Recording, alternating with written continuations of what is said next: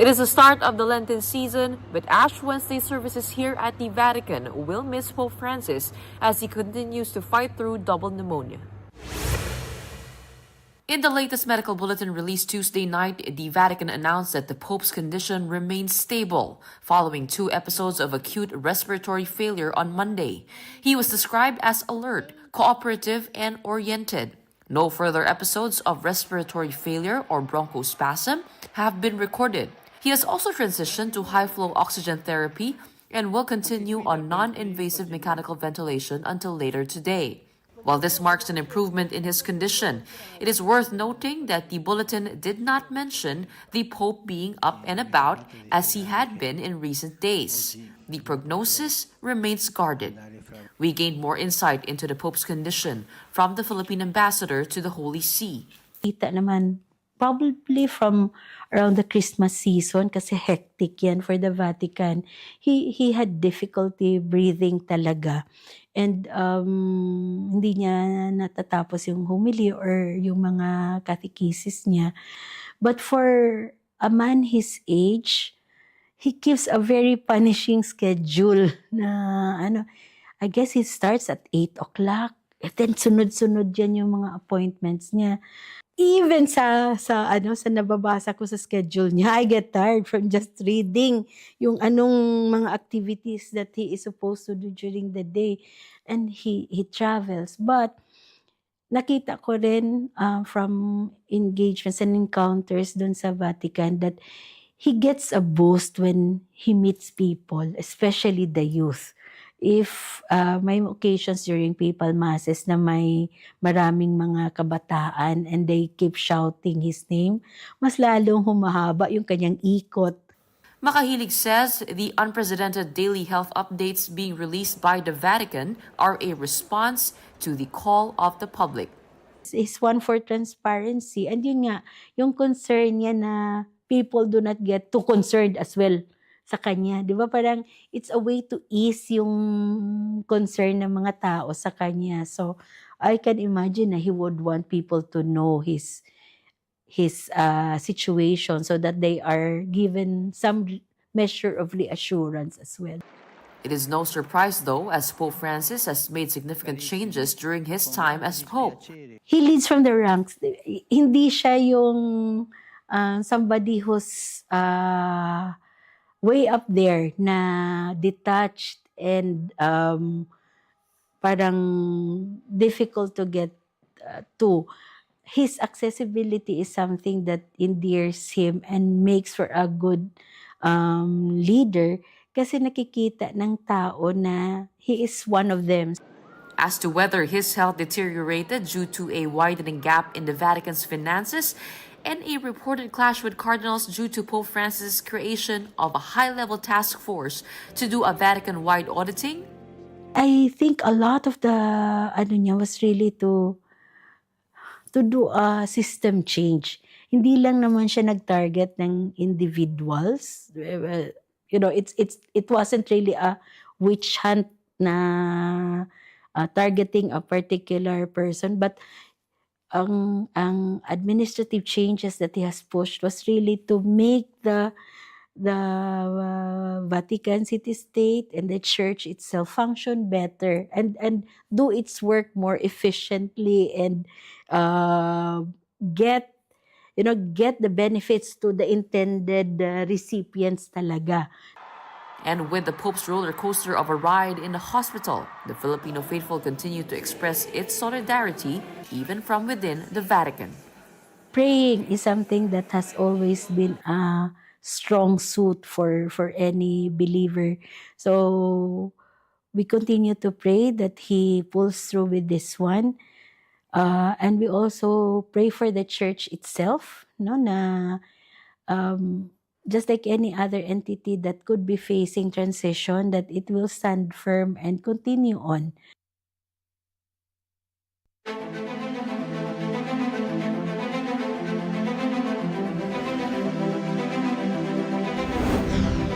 We're bringing developing news. And the stories behind the headlines, this is Storycon. I'm Regina Lay. I'm Ed Lingao. Some stars are watching this Wednesday, March 5. The country's inflation rate dropped to 2.1% in February. That's compared to 2.9% the month prior. The decline was mainly attributed to lower prices in food and non-alcoholic beverages, housing and utilities, and transport. Canadian Prime Minister Justin Trudeau criticized U.S. President Donald Trump's tariffs on Canadian imports, calling it a very dumb thing to do. Trudeau also warned that Canada would impose 25% retaliatory tariffs on $30 billion Canadian dollars worth of U.S. imports. He threatened more tariffs in the coming weeks as well.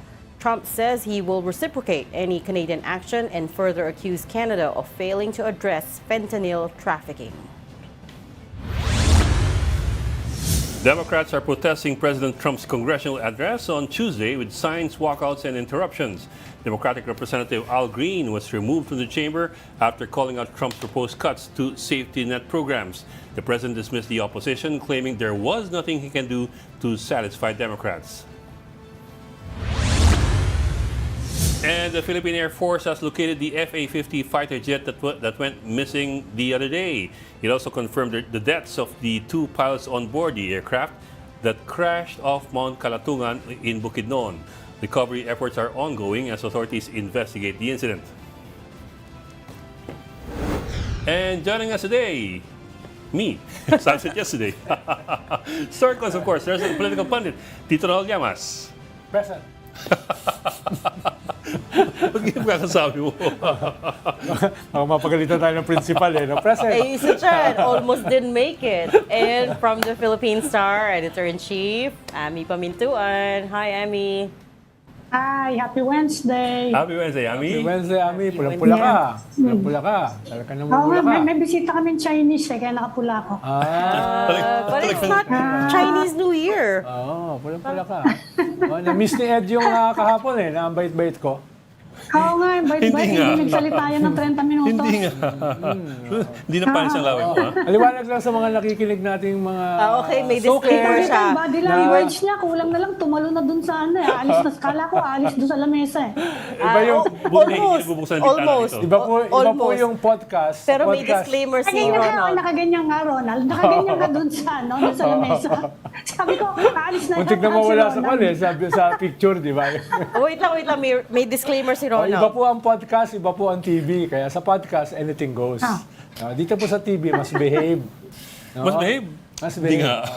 Hindi nga. At least nagpapanggap. Behave At least siya nagpapanggap na mas behave. No? And, well, Kailangan daw hospitable sa guest Kaya ako very hospitable. and also, just to clarify, yung role naman kasi ni Ronald is to be a pundit, not a host. This is still a journalism-based show. Whereas with podcast, as you said, anything goes. Ano Diba? ba- It's an opinion-based show siya. Ano ba ibig sabihin ng journalism? Ay, ngayon lang yung nalaman ni Ronald. Di ba Ngayon naman? lang niya nalaman niya. Ami, ano ba ibig sabihin ng journalism based? Hindi na natin Ngayon alam. lang niya nalaman. It's changed so much. Iba na in this day and age. Okay, what are we talking about? Ami's red blocks. Dagdagan. Hindi, yun yung fina-follow up namin, yung nakuha na yung mga, yung nakita na yung wreckage They found the wreckage. nung fighter jet. Di ba medyo nakakapagtakan, biglang nawala na lang yung yung eroplano. Saka kawawa naman yung mga Naguhulaan piloto. kami dito Akala, sabi ko, ako, yung iba sabi, nalaglag daw dun sa tubig, sa bundok pala, no? Pero medyo mahirap-hirap yung bigla na lang nawala. Wala bang kwan yan? At least nakita na, no? And unfortunately nga yun. Wala Unfortunately, ba yung Wala eject nga yung button? dalawang Wala ba yung eject button yan? Yung napapanood natin sa mga movies? Meron, but they Nasa weren't sobrang time able- panood ng Tom Cruise, Di ba? Yung pag alam mo na delikado na, nag-eject ka we were told meron in the FA-50, but clearly they weren't able to eject themselves in time. It has a Siguro, Martin Baker Mark 1600 ejection seat that's Yes. capable of ejecting a person from a jet that's at zero altitude and zero airspeed Yes, may with limit complete yun safety. May limit yun It's not a button It's Binabatak. for the Martin Baker 16 Mark 16 dito mo hatakan sa ilalim yun Oo. Dito. Nung nag-drive ako dati niyan, yun ang ginamit ko Nag-drive ng ano. Ano ka mo? Parang nagulat si Ami. No? Pinapa-impress ko na si Ami. Hindi, aasarin ko si Ronald. Sabi ni Francis Chu Laurel ngayon, yan daw problema natin sa bigas. Hindi, kasalanan daw yan ng previous administrations for the past 40 years daw. Neglected daw yung rice sector. Kaya ngayon, meron tayong ganyang problema, hindi nila maibababa. Wala naman daw kartel eh. Meron lang daw mga profiteers. Wala daw kartel. Ayan ang balita ngayon. Yan ang pakasar ko kay Ronald. Sige. But you know, Wala daw kartel, ha? Pero actually, nangyari yung walang rice kartel, tarification walang law kartel. during the previous government. Ami, that was 40 years, the past 40 years daw, that was Francis Chu Laurel. I agree Kasi that was a problematic interview. Pero Yes. he's not entirely wrong. We have neglected the Yes. agricultural sector. Pero mali Ayan, lang siya. tanong si Ronald. Meron ba kayong 3 oras para ipaliwanag ko yan? Pero okay, mali lang siya si Secretary Hugh Laurel when he said, Hindi siya secretary. Secretary, DA Secretary. Si DA secretary. DA Akala ko yung secretary. kapatid niya, si... Hindi, Herman. Si Herman Hindi. Chu Laurel. Magpinsan sila. Secretary. I don't think magkapatid. I think they're related pero hindi siya magkapatid. But Yes. anyways, he said na rice prices in the Philippines are still high kasi may 35% tariffs. This is not right. Kasi last year, di ba, binaba na yung it's now tariffs 15. is now at 15. And in fact, when the Marcos administration was lowering the tariffs, there was a huge outcry from the industry kasi it would lead to, they were worried about the local farmers, and the administration justified it by saying this will lead to significant drops in rice prices by January. Well, January came and went, hindi naman bumaba yung prices. So that's my issue with it. Hindi, totoo naman na historical din naman yung problema. Yes, At correct. institutional din. No, historical, institutional. Pero particular administrations can do something about it. May mga low-hanging fruits na pwede mo namang ayun. Pero hindi totoo yung sinasabi niya na walang kartel. Yun, hindi kinakailangan na graduate, katulad ko, hindi graduate, para maunawaan na merong kartel, no, sa rice. Kaya pag sinabi niyang walang kartel, medyo magtataka ako sa kanya. Baka either ignorant ka o complicit. You know, I Ano remember, ba mas mabuti? Complicit o ignorant? ignorant. Ignorant. You know, I remember, Parang I think it was hindi. 2017 or 2018, President Duterte in one of his sonas even ordered all intelligence agencies of all the departments to go after the rice cartels. Yeah. Parang kulang na lang sabihin niya, parang I hate drugs, I hate cartels. At least dalawang sona binanggit ng presidente yung cartels na problema ng agriculture. Ibig bang sabihin ng DA secretary ay ignorant yung presidente?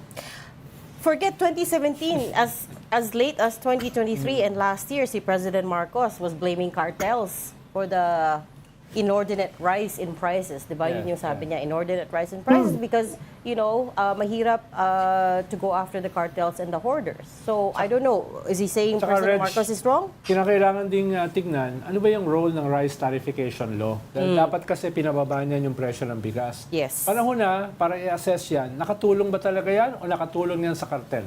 O nakatulong yan dun sa mga minonopolize yung ang mga agricultural machinery na bahagi ng rice tarification law. Hindi ko na sasabihin kung sino. Ito po. Unless pilitin natin. May naalala Unless ka na ba, pilitin ako. Ken? Ha? Oh, sabihin mo May na. naalala ka na ba na nakulong na member ng kartel? Wala. Or pinailan ng kaso? Wala. Ang tagal-tagal niyan, panahon pa ni GMA yung sinasabing kartel na yan eh. Wala, oo.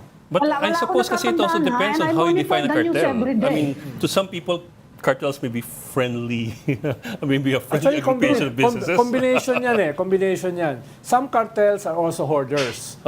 Some cartels are also smugglers. Di ba? Some cartels are talagang mga sindikato talaga. So, depende. Iba-ibang klase yan. Iba-ibang klase. Halimbawa, As far as the law is concerned, what is a cartel? When are you considered a cartel? yan yung nagmomonopolize, Yeah, kinokontrol yung regulatory functions ng gobyerno. Right. Whatever But- you want to call them, as long as they're artificially keeping prices high, yun yung problema. Halimbawa, ang farm gate price ng palay sa binibili ng mga cartel ay usually 17 to 19 pesos per kilo. Yeah. Tapos, may million, ibebenta yan Doble. ng 50 to 70 or more. No? Yes. So, yung kumikita are not the producers. Ang kumikita are the the cartels. The middlemen. Oo, the middlemen. They usually are cartels. Ibig sabihin, may monopoly sila. Yeah. At kasama Hindi, dyan, baka ang pagkakaiba, Ronald, yung cartel is organized. Parang yung OPEC. parang sindikato. Meron naman na yun naman ang sinasabi ng ibang mga rice traders. Hindi kami nagkakartel, we are just following sound business practices. But at Hindi least daw nila sabay-sabay nilalabas yung nila, yung bigas nila. Siyempre, pag mataas ang demand, I mean, ganong klaseng control. O tinatanong natin kung meron bang organized manipulation. Yes. Yung Yes. magkakasama talaga Correct. sila, yun ang cartel. correct. Yeah. So At- baka yun din naman ang ibig sabihin, wala sigurong nakitang ganong klaseng organisasyon dito. Parang sindikato na yan, yung cartel, Dahil hindi no? sila naghahanap. Parang oo, yun. Merong ganon. At meron Either- namang kanya-kanya, pero pareho ginagawa nila. Oo. Kapag mag-hoarding kami para tumaas ang Yes, presyo, yes. pareho ginagawa nila, pero hindi Yes. sila organized. Yes. So pwedeng sabihin nga na hindi sila cartel. Hindi ko alam kung yun ang ibig sabihin ni Secretary Laurel. Kasi sa One News pala sinabi kayo talaga. Ito po, ito sigurado ko, ito sigurado ko, busog to sa Unli Rice. Oo, sa cartel. Kung kasi yan, Ami, either they are ignorant or they are complicit. Uulit ko yun, no? Because that's Or- a technicality. Gusto ko yung kay Canada, dumb. Dumb. Dumb Yeah. policy. It's a very dumb Trump, policy. Nag-i-enjoy ako, may mas malaking problema sa ibang bansa kaysa sa atin. Oo Ano? nga, oo nga. Pero Tapos dagdag magulo sila, panghuli na lang, usually yung cartel are very sophisticated. Ibig sabihin, Yes. hindi pa itinatanim yung bigas, no? Nabili na nila. Dahil yung mga farmers, Yes. pinapautang nila Futures. ng mga farm Di ba, input. in the that's future, right. Dahil hindi kasi Futures. dahil hindi kasi natutulungan ng gobyerno, nasa subsidize, kaya or halimbawa kung may bagyo na bibigyan ng social insurance, so itong mga kartel ang pumupuno niyan. Kaya pag tubo na nung bigas ay sila na may-ari dahil nakabaon sa utang yung magsasaka. No? Yun yung they are very sophisticated. oh, tama na, kinakabahan na ako sa kasama natin, baka makatulog eh. Oh, yan. Ipasok na Okay, si Manny Magato. let's bring him. At ito, sigurado ako nabusog to sa Unli Rice. May kartel to ng siopaw. Our security editor, Mr. Manuel Mugato. Manny, thank you for joining us this afternoon. Hoy, magandang hapon. Hi, Thank Manny. Hi, you. Manny. Hi. Ganda ng damit mo, ah. Oo. Ano ba yun nasa likod mo? Pang-ambassador Ano yun nasa likod mo? Naka-t-shirt pala sa loob. T-shirt sa loob. Libro luma. Parang tindahan ng, parang sari-sari story ang sa likod mo, ah. Mga librong luma yan. Ano, Oh, pwede kala na ko. paglagay. Okay. Manny. Wogs, sige, go ahead. We're talking about the fighter jet Just the fighter jet, yeah. na nahanap na. Unfortunately, both pilots are confirmed dead. What do you know, Yes. Manny? Ba't hindi sila naka-eject? Ay, hindi ko alam yan. Mahirap Hindi kasi. ka agad nakita, Manny. Wala ba tayong radar? Bakit hindi nakita nung katabing aeroplano kung saan napunta? Bigla na nawala ang communication eh. Kasi siguro nagkaroon ng problema sa cockpit. No? Pero- Yung control. Pero di ba, Mogs, may redundancy yan? Usually may redundancy yan eh. Pag nag-fail yung isang security, may susunod, di ba? Lalo na yung ganyan mga high-tech na jets.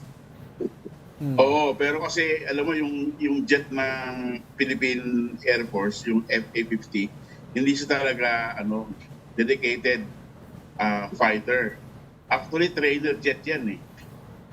It's a We lead bought in... that jet in Anong ibig sabihin 2015. nun? Pang-training lang.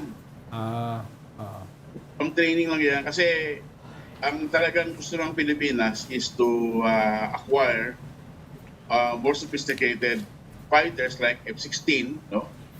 But before you can transition to F-16, Training muna. Training wheels, para kumbaga. training muna. So, yung F-80, yan ang ginagamit na pang training. It's called Kasi lead-in fighter trainer, LIFT. kamusta ba, Mogs, ang ating training? Dahil sa US kasi, para maging Top Gun, that's 8 to 10 years of intense training. No, hindi siya 6 months, 1 year, 2 years. Talagang mahaba yan. Sa atin ba, paano ba training? Talagang ganun din ang training natin, no? Tuloy-tuloy yan, no? Ang problema ko, we bought 12 FA-50. in 2015, no? And last year, ang lumilipad ano lang, less than 6. So ano nangyari Kasi sa iba? ang problema, walang spare parts. No? Sa Or talyer, hindi lang, pwede? diba? Hindi pwede sa talyer? 4 lang up. Biniling aeroplano, 2015, talagang platform lang. Parang bumili ka ng Toyota lang. So yung mga after sales, mga spare parts, yung logistics, maintenance, hindi kasama. Pero di ba dapat kasama Hindi yon sa kasama. mga ganyang klaseng bilihan? Di ba dapat kasama yon? Pero sinapchap kasi, sinapchap ng Air Force. Kaya yung spare parts na component, last year lang mabili. Kaya actually, ang worst case noong 2023 parang 3 lang lumilipad Pero because of the spare parts last year, parang naiangat sa 6, 7. No? Pero yun nga, dahil crash nung isa, first accident sa Pilipinas, gin-rounded na nila lahat ng remaining na FA-50. Pero Anong impact nun sa atin, Mogs? Yung pagkagaground? Anong impact sa operations natin? Kasi ginagamit din ng pang-patrol, di ba? Malaki. Malaki kasi ginagamit niya pang patrol sa West Philippine Sea. No? Ginagamit din niya pang scramble pagka may Kung may pumapasok, may pumasok na napapalapit. O pag may presidente pa uwi. ang dami pumapasok sa atin. Kasi sa integrated air defense system, dapat meron kang radar na nakikita kung may darating. No? Pangalawa, meron kang fighter na sasalubong para para patigilin, no? Para ipabalik yung yung nag-intrude, no?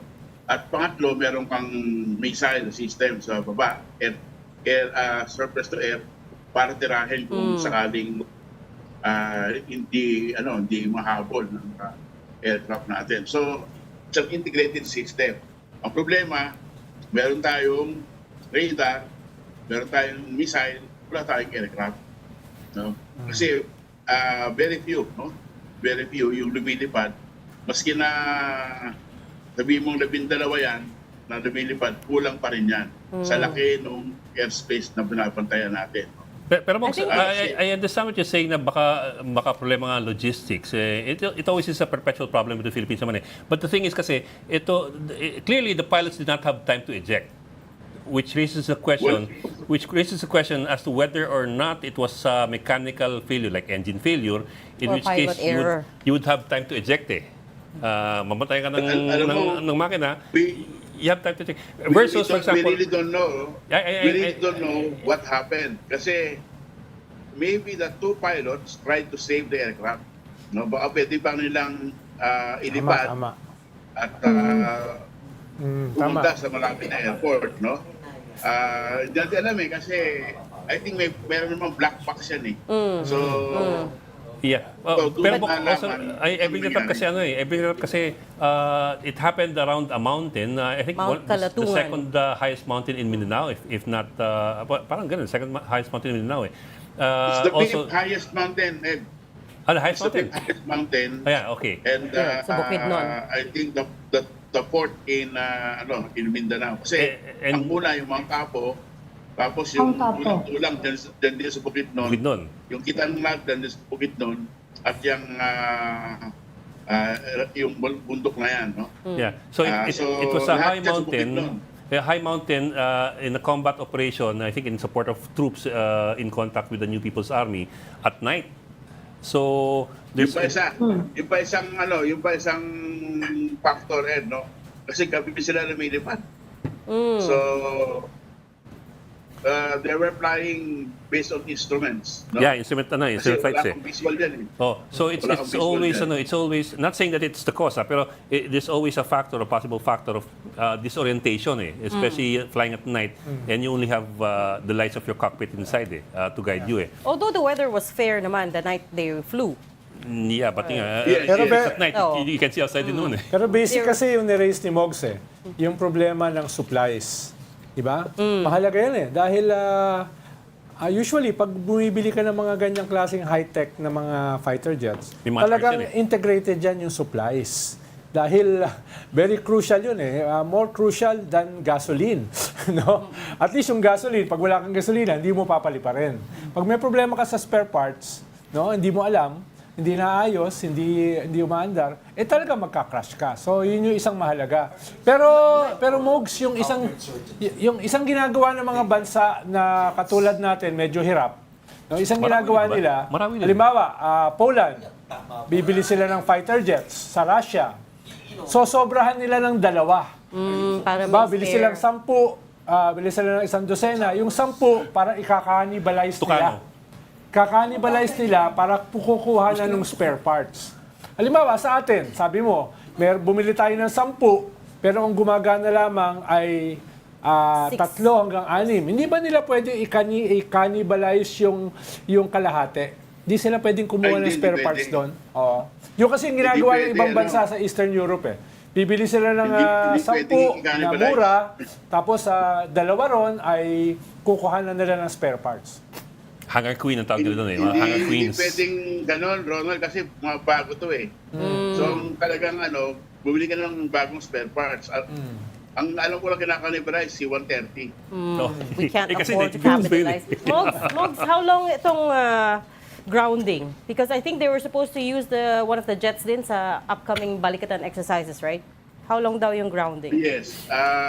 It depende yan sa investigation na gagawin ng Air Force, no? Pero it should be fast kasi kailangan nila yung fighter na to. Not only for external defense operation but also for training purposes. Yes. Ano bang latag Kung ng ating Air silang Force natin, ngayon? may natira Mogs? pa ba tayo? May natira pa ba tayong fighter jet? Meron pa bang iba? In relation sa tanong Wala. ni Ami Mogs, ano bang latag ng ating Air Force ngayon? Broadly, no? Ano yung meron tayo? Pagdating sa fighter planes, ang fighter lang natin itong FA-50 ng Korea at yung lumang S-211.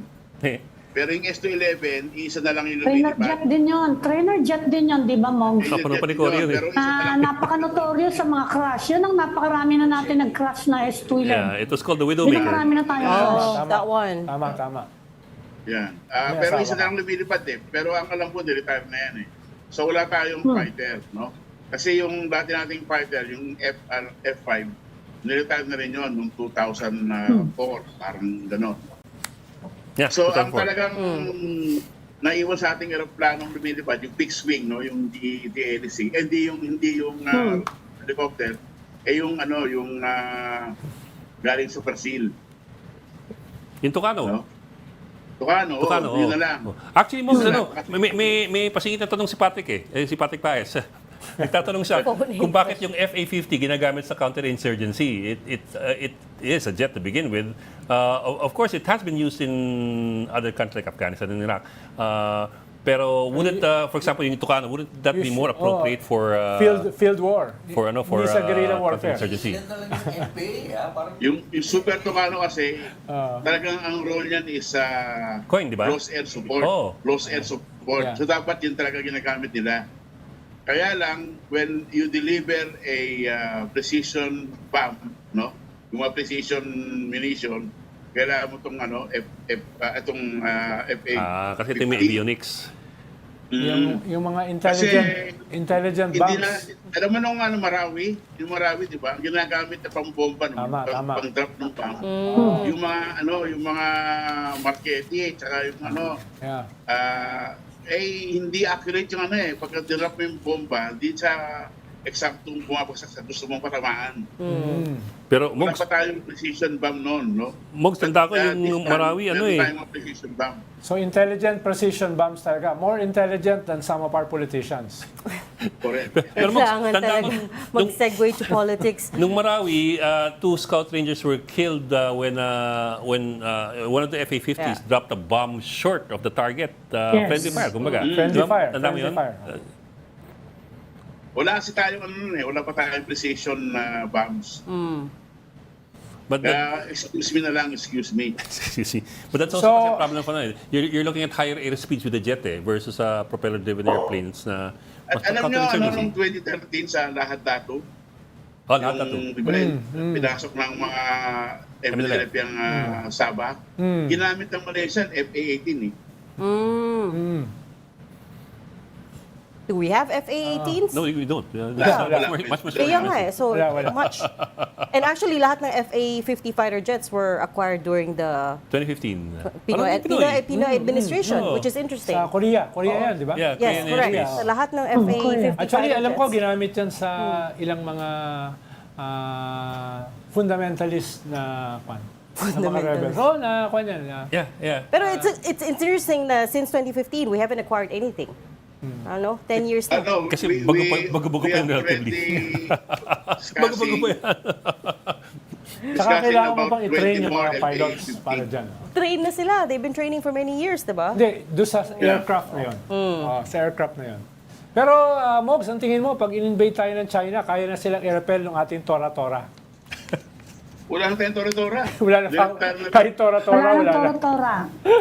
Kasi yung Tora-Tora trainer din yun. T-28. Okay. Mogs, wala namang storya dito na na down yung plane, aksidente siya talaga. Hindi siya tinarget.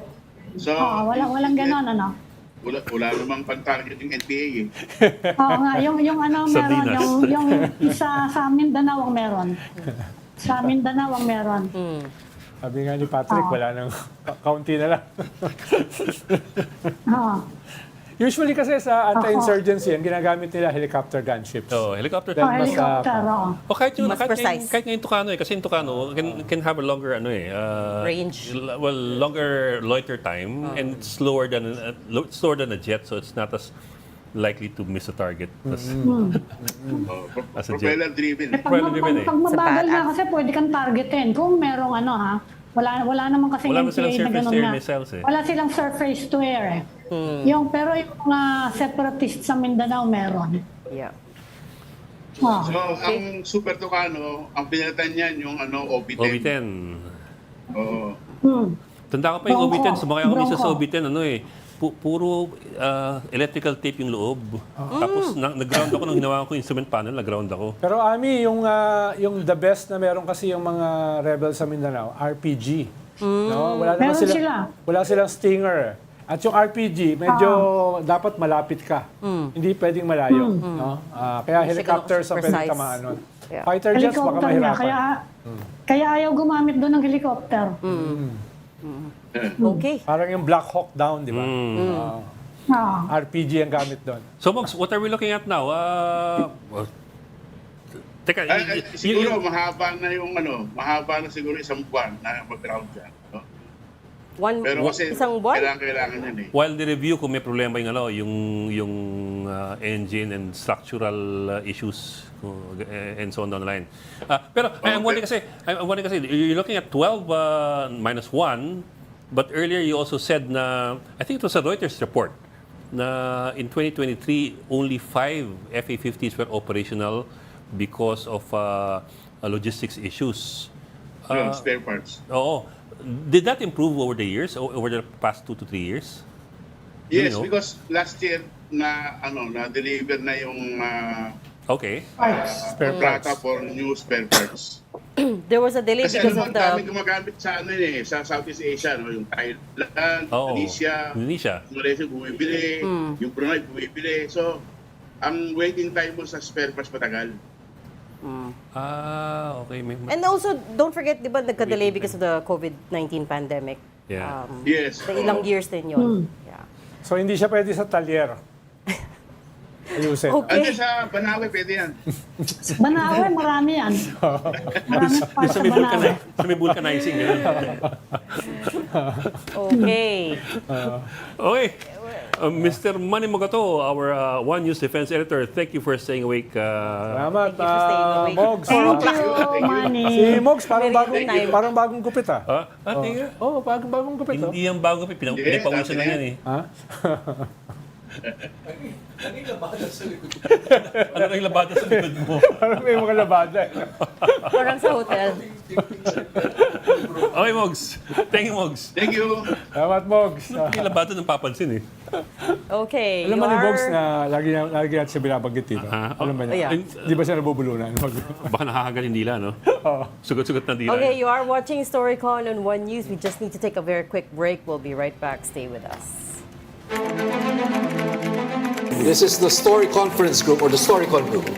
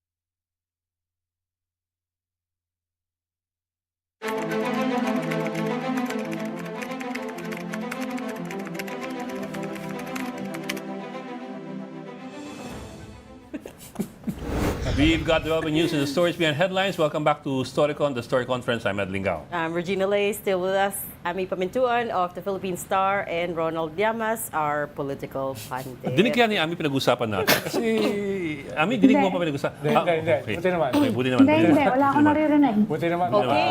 Pagkakampihan pa niyo yung isa rito. Hirap nung ganun kasing coalition. Parang kahapon magka-coalition sila. Doon sa kwan. Sinong sila? Ayo. Sinong kami? Si Ami. Ganun talaga. That's why I was put here nga eh. Kaya nga bait-bait ko kahapon dahil magka-coalition na kayo. Kailangan daw i-balance out. Okay, we have to get back to the headlines. Headlines today, inflation down to 2.1% for February. Also, Trump addressing joint session of Congress. For the first time in his second term, maraming takeaways. It was the longest congressional address, by the way, in U.S. history. Which is interesting. May mga nag-walkout pa eh. Oo, the Democrats were protesting. They were holding up signs. Dahil yung matagal ng social protection system ay mukhang under attack. No? Kasi parang sa Europe, kahit magbago ang gobyerno, yung social protection di mawawala. Stays in place, yeah. Sa US, ngayon ay binabaklas. Yeah. No? Yeah. Kaya, The whole federal bureaucracy yes. is being turned on its head, di ba? Tapos mahalaga rin, yung pinag-uusapan pa rin hanggang ngayon, yung White House incident with Zelensky. That practically overturned the international system based sa post-World War II consensus. There is a positive development on that. He mentioned Ukraine. He said, essentially the message is the Ukraine peace deal is not dead. Because apparently, President Volodymyr Zelensky wrote to the White House and it said, Ukraine is ready to come to the negotiating table as soon as possible to bring lasting peace closer. So, I don't know if that's a kind of concession to the US. Nagbabackpedal naman pareho eh. Backpedal dahil So para it's sa not Ukraine dead. kasi, a ceasefire should not be capitulation. Yes. Ang bottom line nila, hindi hahatiin yung bansa nila. Correct. No, ang US naman, may negosyo eh. Gusto nila yung mga mineral resources ng Ukraine in exchange for support. So, Trump kasi, transactions yan eh. No? The art of the deal. So they haven't reached the point of no return? You mean after... No, it's not dead. But that's something they announced. That's something also expected. Yeah, ang problema dyan, yung unpredictability ni Trump. Sabi nga ni Ambassador Babes Romualdez kahapon, sa FOCAP, yun yung first time na inamin niya na, teka, we might have to rethink.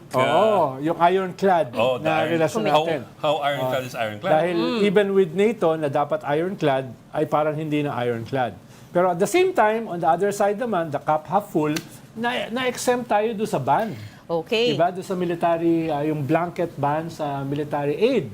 No, yung $336 million ay binigay na, tapos yung balance ay bibilisan yung review. So, ibig sabihin, compared sa iba, medyo hindi tayo ganun kasama yung inabot, no? Na talagang blanket ban. Except I have some more bad news for you because during the State of the Union address, Trump told Congress he wants to repeal CHIPS Act. Na pinirmahan ng Biden administration. Correct. So in 2022, the Biden administration signed the CHIPS Act Siguro into paliwanag law. mo, what is that? 53, was it 53? $52 billion in support, in subsidies to the semiconductor industries. For several countries. For several countries, 6 partners, the Philippines is one of them. Naalala nyo, pumunta dito si Commerce Secretary Gina Raimondo. Yes. Secretary of State Antony Blinken. They made big announcements about investing in the Philippines, the semiconductor industry. Itong CHIPS Act was going to give $500 million to 6 countries, again, including the Philippines, to develop our semiconductor manufacturing capacity as a way for the U.S. to diversify away from Taiwan, right? Although they didn't say it as much, but that's essentially what it is. And then the local semiconductor industry here was very happy because, of course, we need more investments. They were already looking at sites in Laguna, in the outskirts of Metro Manila. Pampanga and SAPI, the industry body here, was very happy about it too. But now, again, today, coming back to Trump's address in Congress, he's calling on Congress to repeal that law, which means we will be badly affected by it. Electronics imports. Pumayag yung Congress. Oo, alam ni Ami to, electronics Pumayag yung exports. Congress. Yes. Yeah, electronics exports are the biggest exports of the Philippines, and the U.S. is one of the biggest markets. Yes. So, Pero mukhang yung trade relationship natin, hindi naman masyadong affected.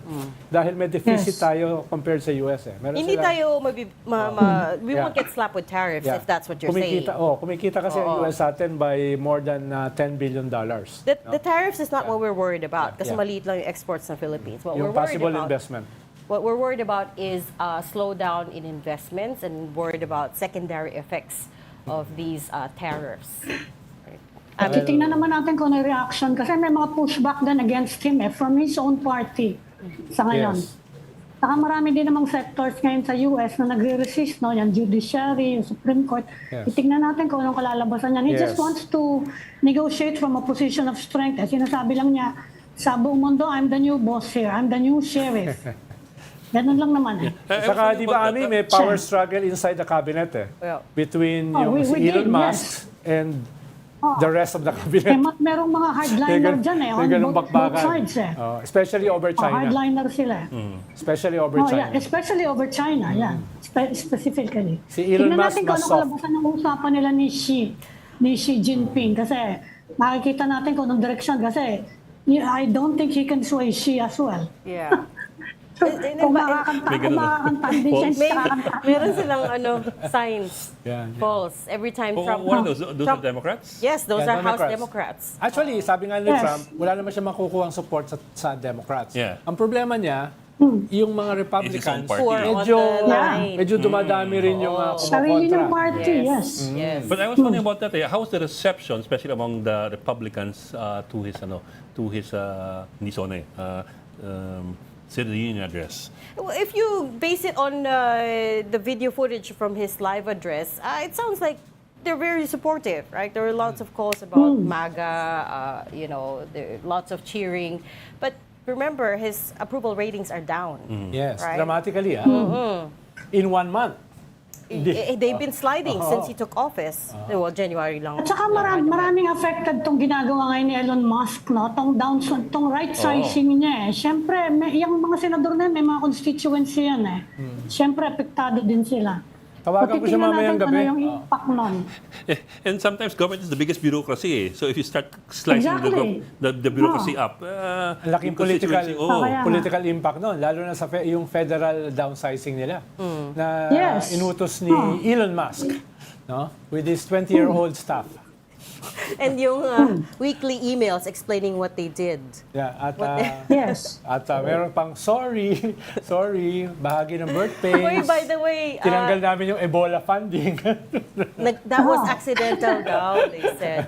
And by the way, kaya nga. nasa strap na natin, it's a US-triggered trade war. We are officially in a global trade war because nag-take effect na yung tariffs ng US on Canada, on Mexico, and on China. Gumanti naman sila. Gumanti Correct. din sila agad-agad. Yeah. Actually, nagulat ako, yung pinakadelikado Empty sila, yung US, Canada eh. Yes. Dahil more than 70% ng oil ng US galing pala sa Canada. No, nagulat ako Kaya doon nga. sa data niya. So imports from Canada, fuel imports are only 10%. Yun yung hedging. Yun yung strategy niya. Everything else 25%, but fuel exports will slap it with 10% tariffs. So but then Canada was pissed off, as Abby was pointing out. Si Prime Minister Trudeau said that is a very dumb It's a dumb move. That's dumb. Okay sila, no? Dumb and dumber. galit na galit siya. He was pointing out that they're the longest and strongest ally of the United States, and why would Yes. Kapitbahay. and why would the US do it to them, right? Kapitbahay eh. Pero kamusta na Greenland? Well, gusto pa rin niya i-annex. Ganda ng Greenland, ang ganda doon, nakapunta na ako ron. I'm supporting Greenland today. That's why I'm in green. But yes, gusto pa rin niya i-annex. Magka tayo solidarity with Greenland. Na ngayon, green na talaga. Ngayon, In green the na. Gulf of Mexico. Yan. is Hoy, magpaalam na kayo. Tapos na pala tayo. Oo nga, overtime Tapos kayo. na pala tayo. Si Papa Lee, baka palis na tayo. Okay, thank you for watching the Storycon today. We have Ami Pamintuan, Editor-in-Chief of the Philippine Star, Ronald Llamas, a resident political pundit. Join us again tomorrow at 4 p.m. for Storycon. I'm Regina Lay. I'm Ed Lingao. We are One News, all sides, all the time. This is the Story Conference Group or the Storycon Group.